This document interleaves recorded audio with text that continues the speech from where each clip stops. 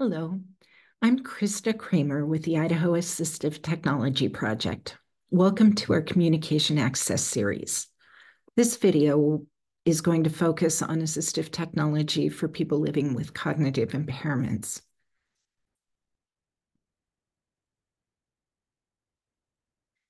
Assistive technology for cognitive supports.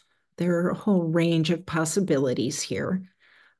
For some people, breaking down information and supporting it with symbols or pictures can help if they have difficulty understanding or expressing themselves with words or written information. Symbol boards or augmentative communication devices are another possible cognitive communication support. Visual schedules can be used to help orient someone who gets confused, it gives them that sense of knowing what will be happening next. Reminders and simplified interfaces on devices and remote support possibilities are also available as assistive technology support. Augmentative and alternative communication, anything outside of speech that's used to communicate, might be something like picture communication boards or little books of pictures that someone could point to. Gestures and sign language are also considered alternative communication.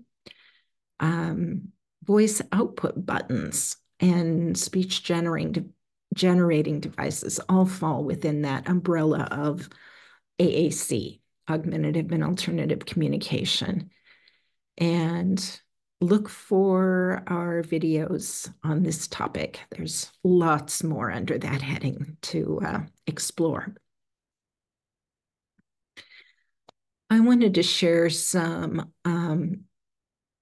tools for simplified interfaces on the devices that we're all using.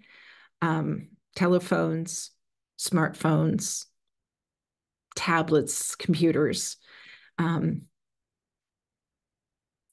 There are a number of settings and a number of features that can help people with cognitive issues, can be just as useful for somebody with low vision or with dexterity issues. There are big button, simple interface cell phones, like the Easy Phone in the lower left. It basically has 4 buttons that you can pre-program and identify with a picture or a name so that there's no need to remember the phone numbers or be able to type out a 10-digit phone number. The Big Launcher is an app for an Android phone that simplifies the home screen down to basically 6 buttons: telephone, camera, gallery, email. There's an SOS option for emergency calling, and another button that will allow you to get to the main Android home screen. The Dolphin Guide Connect is a computer program that's designed to help people who are either blind or have low vision access basic computing functions, email and writing documents and accessing the internet, all with audio output and big buttons and large fonts. And for somebody who's completely blind, there's even a remote that can be used just like a TV remote to navigate the system and get that structured listing of what the options are. The GrandPad was a simplified video calling device designed for seniors without much technology experience and creating a very simple interface for making video calls to family members.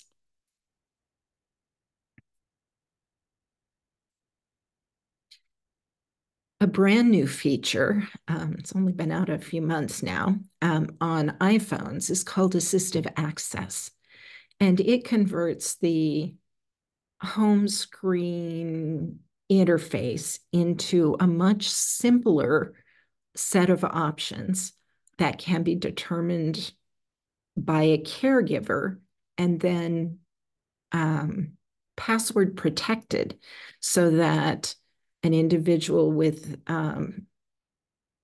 cognitive difficulty navigating within an interface that has too many options can't get out unless they know the passcode.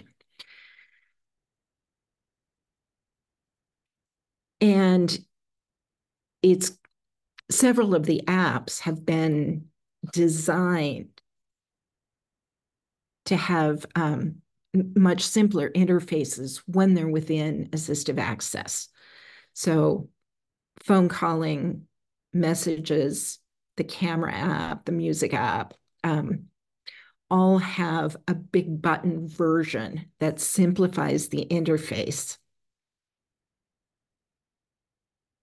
The messaging button even allows visual alternatives to sending text messages. There's a large format emoji keyboard. There is an option for sending video selfies. So somebody could turn on the video selfie and say a message and send it.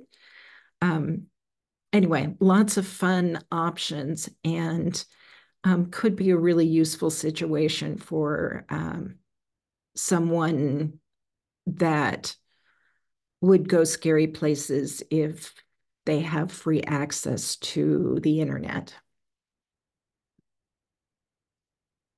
Shortcuts are another great option for simplifying someone's ability to accomplish a task by pre-programming a shortcut button, such as call mom on FaceTime.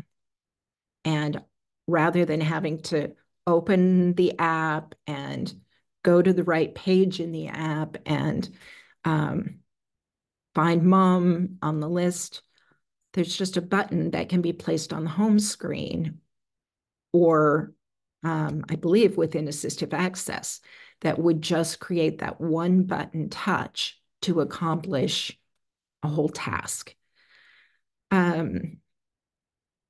You can also set shortcuts that will help you remember things. It'll ask you what you want to remember the first time you run it during the day. And then if you continue to ask that same question, it will give you the answer. So for someone who gets anxious and can't remember the answer to a question, that could be a way for them to get an AI response without a caregiver having to tell them the same information multiple times. So there are all kinds of shortcuts that can be created and programmed into a single button. Again, potentially giving them more independence and providing some caregiver relief at the same time. And then there are all the useful tools within smart speakers. Entertaining someone so that they can talk to the speaker and ask for a joke or ask for their favorite songs to be played or play guessing games or listen to audiobooks through a smart speaker, all just by reaching out and asking your favorite lady in a can. It also can give a person voice access to phone calls and reminders and music and audiobooks and games and all of those things. Anyway, if you have more questions or would like to further explore communication options, this QR code will take you to a resource list. Just put your camera up, point it at this QR code. You'll see little brackets appear. And then if you touch that image on the screen, it will open up the website and give you access to that information resource. If you would rather call to ask us for more information, we're available for Idaho folks at 1-800-432-8324. Take care.